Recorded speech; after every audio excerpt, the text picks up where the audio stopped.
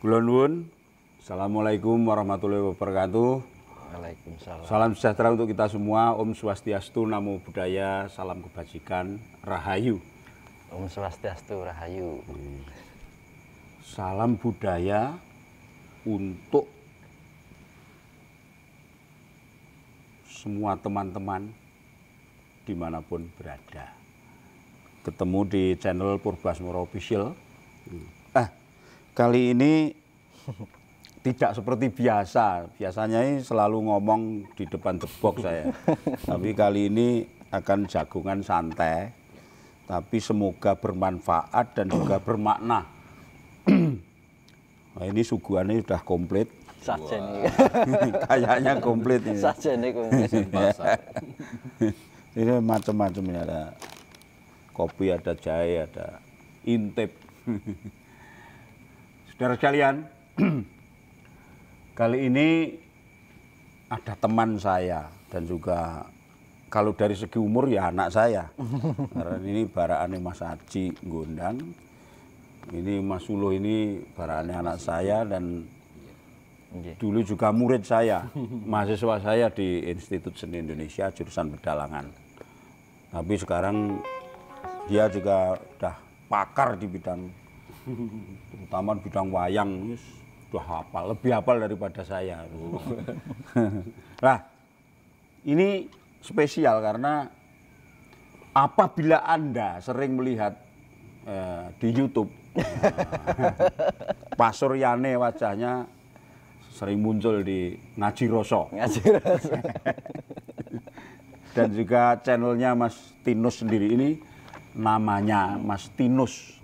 Ramawijaya 777. Ramawijaya TV 77. Luar biasa pokoknya. Yang saya ketahui, Mas Tinus itu tidak tidur atau jarang sekali tidur selama 30 tahun ya Mas? Hampir 30 tahun. Tidak pernah tidur. Malam. Pokoknya nek siang hanya sebentar karena terus kerja ya Mas ya.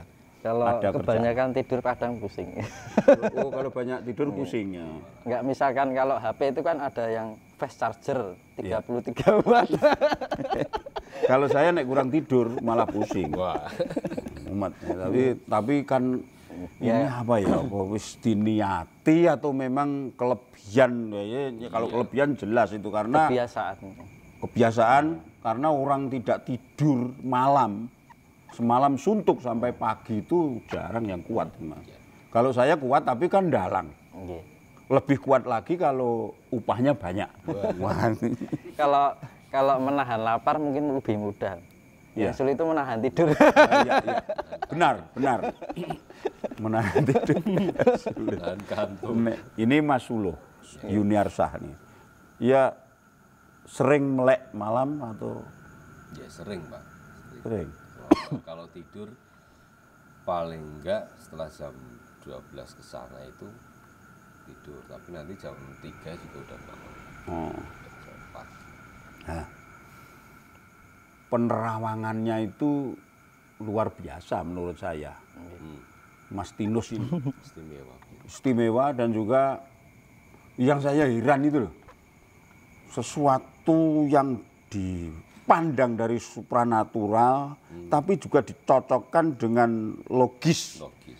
Keilmuan yang ilmiah, juga cerita-cerita wayang yang bertautan erat dengan kehidupan alam semesta.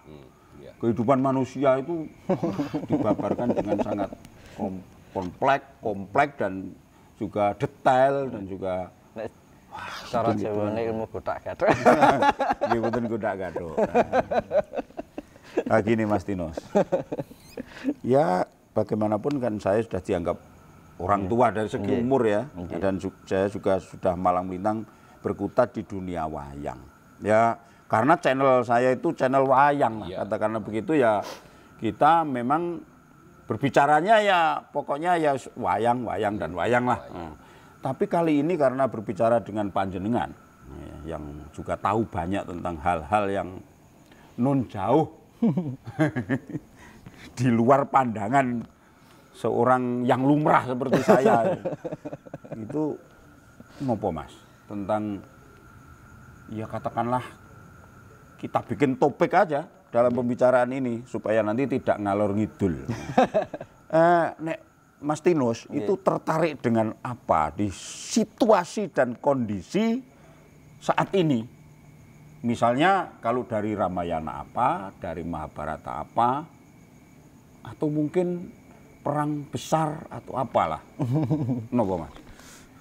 Pertama saya ceritakan soal kenapa saya kok suka dengan wayang. Emang itu sudah kegemaran dari sejak kecil. Oh, sering nonton wayang? Dulu waktu masih SD, kelas 1, SD kelas 2, itu kalau ada wayang di tetangga gitu kan, dulu sering ada yang nanggap wayang gitu kan. Saya nyuruh bapak saya, Pak nanti jam 10 malam dibangunin ya, aku tak tidur dulu. Itu terus habis itu jam 10 diantar bapak ke nonton wayang. Itu biasanya duduk di, kalau enggak di belakang peniti itu belakang dalang, kalau enggak di samping sebelah samping kiri itu, terus ditinggal pulang, habis itu pulang sendiri gitu. Lah dari pengalaman saya menonton wayang, saya itu kan kadang-kadang penasaran sebenarnya itu ada kandungan apa sih di pewayangan ini. Saya berusaha untuk mengupas karena gini, budaya kan namanya pewayangan bagian dari warisan budaya leluhur gitu. Ya. Lah leluhur itu membuat sebuah karya pasti ada maksudnya. Nah, kadang-kadang kan orang kan hanya sekedar menonton, disimak ceritanya begini, terus lihat perangnya bagaimana, kan sebatas itu kan. Kalau saya lebih ke apa yang dibilang ilmu filsafatnya lah, filsafatnya atau kandungan makna yang terdalam dari adanya contohnya wayang. Nah itu kan kayak wayang, kenapa kok harus yang jahat mempunyai karakter seperti raksasa, matanya mentolo, punya taring, mesti kan gitu kan. Hidungnya apal emang ngantek sak bedane corekane wayang ngantek sak. Setiap perang yang mempunyai jiwa yang luhur itu terlihat wayangnya itu lebih kecil kan, berusaha menyimak dari makna-makna semua itu kan. Saya mengupas pasti ada sesuatu makna dari dibalik cerita-cerita wayang ini. Nah, dengan perjalanannya waktu itu saya berusaha untuk mencari sedikit demi sedikit, tapi dalam keadaan diam. Dalam keadaan diam itu dalam arti nggak pernah cerita siapa-siapa. Karena gini, biar ini menjadi teka-teki saya gitu loh.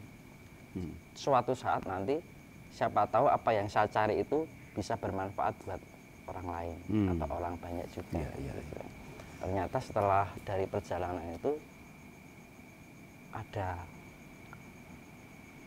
petunjuk, terus dengan adanya penganalisaan ternyata bercerita wayang itu ada sangkut pautnya dengan kehidupan ini yang terjadi sekarang ini. Ternyata dari rentetan awal diciptakannya dari awal cerita pewayangan kan ada ya cerita Adam Hawa gitu. Kalau di Bawanganan Adaman Siti Kowo gitu kan. Ya itu tinggal klik di konten saya lakon Adam Hawa ada ya Mas Ulut. Sampai pada titik Bratayuda dan Barat itu sampai munculnya yang namanya Pandowo Kaping 6. Nah itu sampai kematiannya Hanoman. Nah itu ternyata mempunyai makna. Maksudnya Pandowo Kaping 6 apa? Saya pernah dengar itu Pandowo Kaping 6 gitu kan di dalam pewayangan. Ternyata Pandowo Kaping 6 itu adalah turunnya dari yang penerus dari Pandawa. Oh, keturunan Pandawa yang ya. 6. Ya itu salah satunya adalah Parikesit. Oh itu. Yang menurunkan generasi dari Pandawa. Sampai 6 generasi. Nah. Iya. Niku mungkin kita sekarang membahas perang besar Baratayuda dulu. Sing kira-kira kok menarik. Karena eneng Mas Ulo iki sing bendina bensura kok bendina. Bensura itu selalu menyaksikan dan juga sering melakukan Bratayuda di daerah Klaten. di desa-desa di sana ya kan, itu kan ada konvensi Baratayuda, Ya, apa adat gitu. namanya napa niku? Adat nggih. Iya. Adat nggih. Niku kan kira-kira setahun itu berapa kali, Mas? Kalau yang di daerah saya, khusus di Klaten itu setahun paling tidak ada dua kali musim atau ada 2 bulan yang sering diadakan Brotoyudo.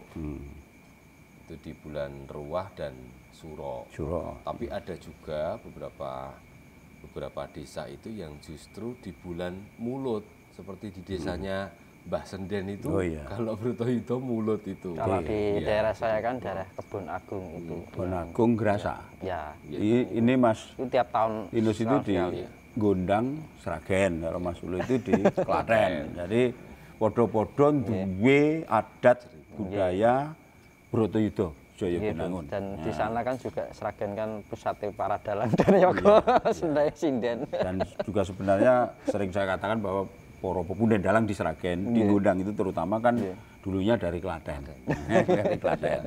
Mbah Darman dan sebagainya. Nah, ini nek Mas Ulu dulu Brotoyudo itu kalau menurut penjenengan dan juga mungkin teman-teman Anda dan juga masyarakat di Klaten yang Anda ketahui, Iya. itu nopo nggih? Enten makna nopo kok sampai dibikin seperti itu, nopo nggih? Dan orang-orang di sana sendiri kayaknya percaya sangat dengan itu. Ya, kalau yang di Klaten khususnya itu memang Brotoyudo itu menjadi suatu bagian dari tradisi dan adat. Nah, biasanya konsep yang secara universal itu terkait dengan pembersihan, dengan ritual pembersihan, karena tempat-tempat dilaksanakannya Brotoyudo itu sendiri mesti Sakral. tempat-tempat yang ya dianggap sakral. Dianggap itu dulu peninggalan suci seperti punden, kemudian di sumber mata air, ada itu di beberapa pohon besar dan sampai di makam-makam para tokoh atau mungkin kompleks makam desa setempat yang memang menalurikan untuk diadakannya tradisi Brotoyudo itu. Nah, kenapa saya bilang itu pembersihan? Ya bersih dusun, kemudian bersih sendang, terus bersih sumber mata air, bersih punden, kemudian juga di bulan Ruah itu juga bersih-bersih menjelang puasa, kemudian ada di Suro itu juga bersih-bersih di bulan baik, terus nanti ada pembersihan pusaka, kan mesti bersih-bersih gitu. Jadi konsep anunya itu namanya gitu. Ya. Itulah Ya, budaya itu kita saya ya, punya Mas. pengalaman di daerah saya yang di Kebun Agung itu, yang Sragen itu kan di sisi pewayangan saya juga menyimak, dari sisi metafisiknya itu juga saya juga menyimak. Pernah kan setiap tahun sekali Jumat Pahing, di hari malam di Jumat Pahing itu kan setahun sekali kan mengadakan pewayangan, dan setiap jika misalkan terlambat atau tidak diadakan itu membawakan korban di saya situ. Di sana. Lah, suatu ketika saya nonton wayang, pas waktu itu perang sakral antara Arjuna melawan Adipati Karna. Tiba-tiba saya dikonek sama yang istilahnya dahyangnya situ, yang namanya Mbah Saltu. Jadi saya nonton wayang posisinya. Kan biasanya kalau orang spiritual kan tanpa kita ngonek, mereka konek, kita respon kan gitu kan. Loh, Mbah. Lah akhirnya saya tanya, penasaran. Mbah, lah kok di sini setiap tahun ngadain acara, loh langsung angin. Setiap ngadain acara kok selalu misalkan tidak ada diadakan acara kok nggak selalu terjadi korban gitu kan. Terjadi sesuatu. Saya menanyakan kayak gitu. Terus Ger, kowe ngerti yo. Iki nek ora ana tak gawe ngene iki wong padha nyepelekke mungkin budaya sing diarani pewayangan Bratayuda tekan sprene ora bakal iso mlaku tekan sprene. Nah itu kan. oh ternyata ada sisi baiknya di situ karena pemikiran manusia dengan pemikiran orang jiwa-jiwa metafisik itu beda. Mungkin kalau secara orang kan mikirnya oh kok ini jadi akhirnya kayak menuhankan kan gitu secara orang yang berpikiran negatif kan gitu.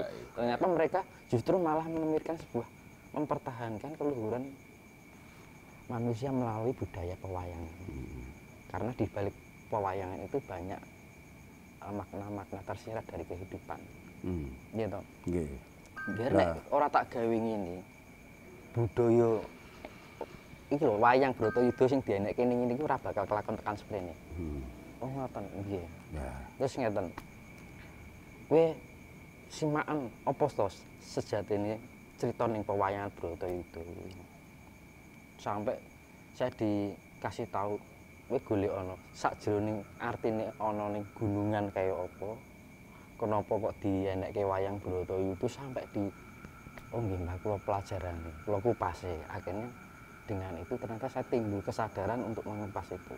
Lebih ngeten mendalam ngeten. Walaupun sebelumnya sudah kan ngeten. Ternyata kenapa harus ada gunungan kan gitu kan. Gunungan itu kan selalu dipakai untuk pembukaan dan penutupan wayang kan mesti kan ngoten. Nah ternyata di dalam gunungan itu kan ada simbol Singkara Bala dan Balukpata yang itu dua raksasa ya penunggu rumah ya. Nah itu sebenarnya pintu awal orang memasuki sifat angkaranya. Iya toh? Gerbang. Katakan di dalam diri kita tuh mempunyai sifat angkara. Makanya disimbolkan empat sifat di dalam tubuh manusia itu disimbolkan dengan hewan. Ya. Gitu, ular, macan, banteng kan itu kan. Hewan. Nah, kenapa disimbolkan hewan?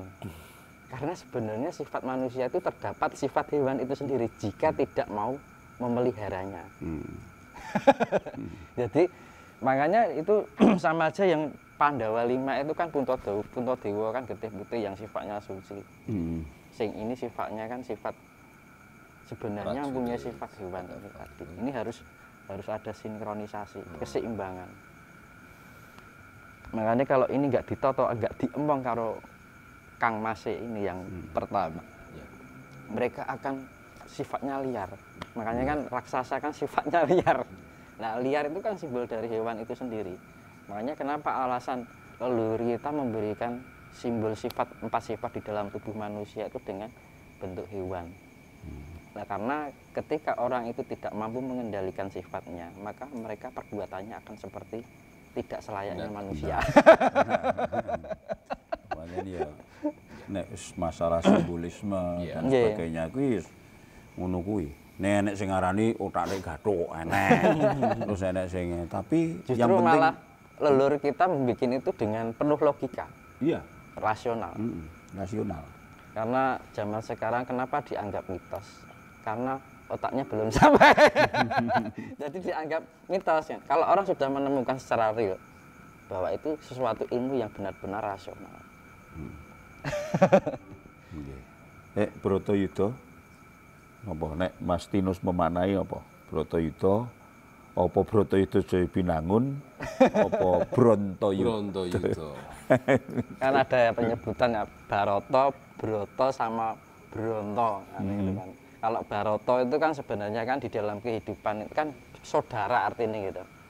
Nah, di dalam diri kita kan ada sifat unsur positif dan negatif. Dan itu menjadi satu kesatuan di dalam tubuh. Berarti kan satu saudara. Gitu. Di dalam diri perang. Di dalam diri memerangi antara positif dan negatif. Arep ngakoni apik apa arep ngakoni elek.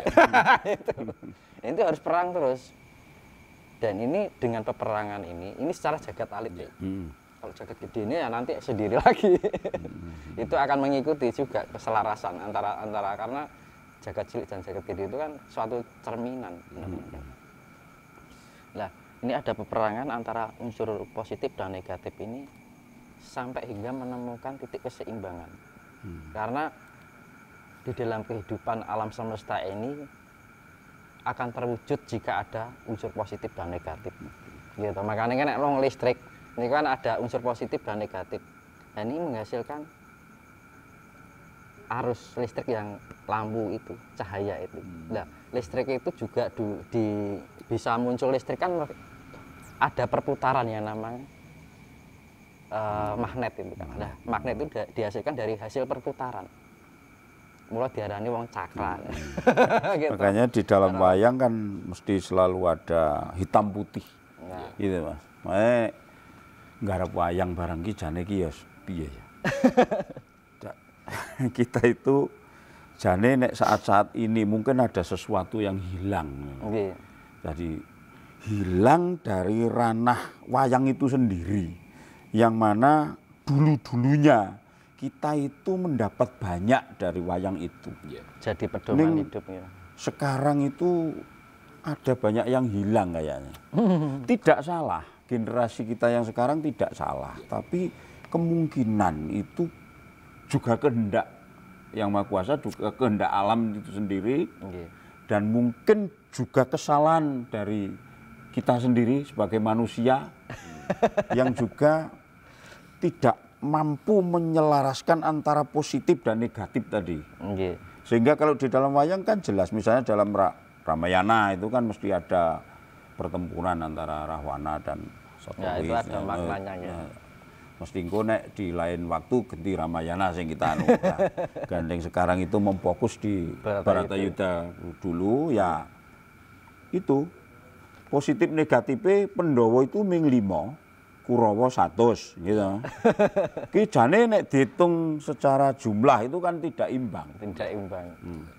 Ning kok akhire Menang. kok menang sing 5. Sing 100 entek, sing 5 jek utuh.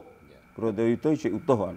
Kan itu sampai Pandhawa moksa, Pandhawa jek utuh sampai moksa jek selamat. Lah berarti di sini nek Mas Sulu sebagai orang muda berpandangan opo tentang ini?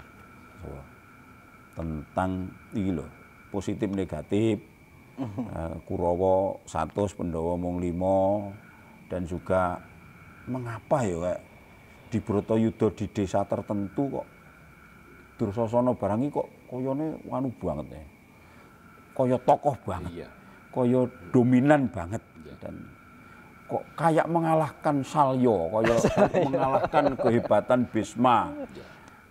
Kaya mengalahkan keunggulan Karna. Itu ki ngopo to? Jenenge Dursasana ki apa? Ya. Ya. Baik, kalau saya mengamati sejak kecil sampai sekarang berkecimpung di dunia pedalangan, di dunia wayang, memang seperti hukum alam tadi antara positif dan negatif, dan itu sudah menjadi rumusan bahwasanya di kehidupan pasti ada bukan masalah baik dan buruk, karena itu relatif, itu sebuah pilihan juga, tapi itu peran yang harus dijalani oleh orang yang memang dilahirkan di dunia atau dititahke, yang memang harus menjalani itu sebagai kodrat jalan dari Tuhan.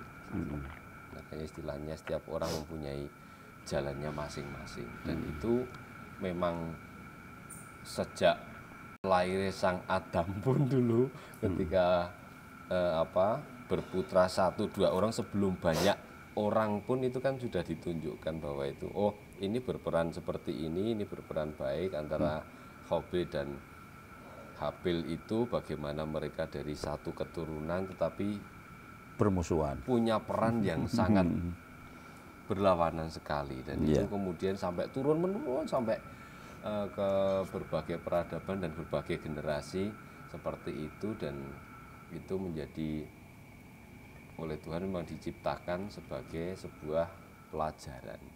Jadi kemudian yang di Bratayuda, kenapa itu menjadi penting saya kira, dan uniknya di berbagai daerah itu mereka mempunyai bobot atau mempunyai spesifikasi babak dalam Bratayuda itu yang dinilai penting, ya karena mungkin syarat akan nilainya.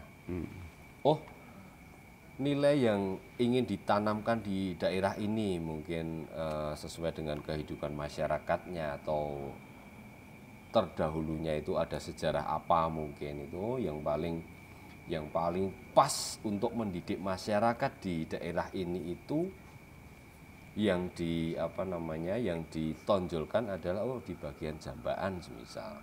Karena apa? Karena di situ mungkin ada kisah yang sangat dramatis ketika Bima harus menyelesaikan Sumpah Drupadi semisal, atau membawa misi-misi kemanusiaan yang lain seperti yang pernah dikelirki Pak Purbo di pendopo kampus dulu itu. Jadi bukan hanya masalah dendam dan saling membunuh saja atau masalah menuntaskan angkara murka tadi, karena bagaimanapun antara angkara murka dan kebajikan itu kan harus seimbang.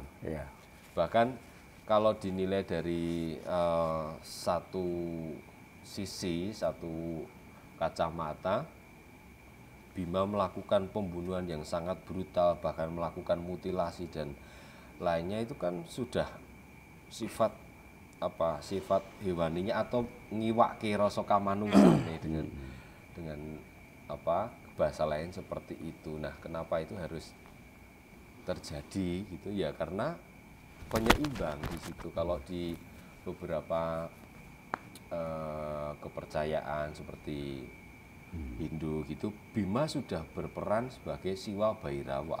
Jadi sudah memang dia harus menyelaraskan dunia ini meskipun harus dengan membasmi dan merusak.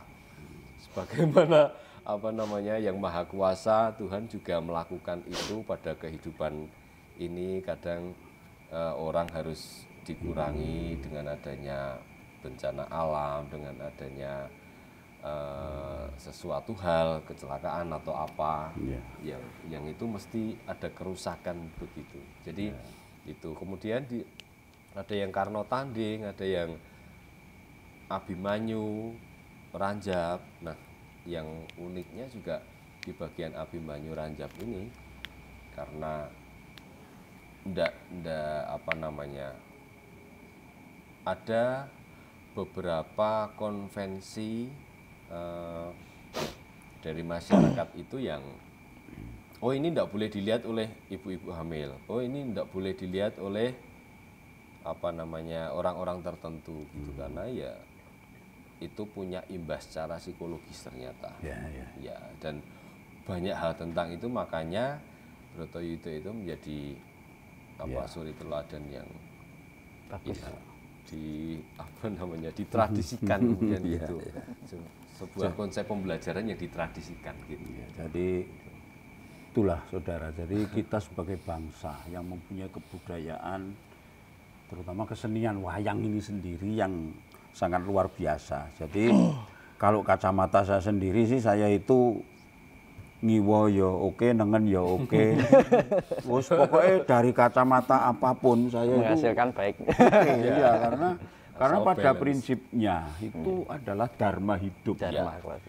Dalang itu melaksanakan dharma hidupnya melalui kabisane atau kepiawaiannya atau apa yang dikuasai tentang seni itu sendiri, supaya berguna bagi kemaslahatan umat dan juga paling tidak minimal pada dirinya sendiri dan pencerahan pada dirinya dan juga keluarga. Karena begini, kalau dari sisi filosofi ya memang ya macam-macam lah, monggo saja ngonceki. Dan bukan hanya Bratayuda, banyak lakon-lakon lebet yang seni Ciptoning, Dewa Ruci, Bima Suci dan sebagainya, banyak yang mempunyai makna-makna yang sangat dalam, Sastro Cindro dan sebagainya. Tapi kalau saya sendiri juga sebagai orang praktisi dan juga Mas Luhur juga dalang juga orang praktisi, jadi cara memahaminya tergantung konteks kalau saya, tergantung konteks. Jadi kalau sisi Mas Tinus dengan ilmu teknologi dan juga metafisik, supranatural dan sebagainya, karena penerawangannya kan lain, karena memang Orang itu kalau mempunyai indera keenam dan katakanlah bisa membaca situasi dan bisa berbicara langsung dengan gaib dan sebagainya itu kan luar biasa. Itu kan tidak semua orang bisa begitu. Kalau kamu akan muteng-muteng itu hanya karena ngelabui sumpah saya, jangan. Membawa petaka bencana. Iya, harus ada. Iya kan? Karena itu Pasti sudah punya ketentuan. konsekuensi. Konsekuensi ini kan begitu.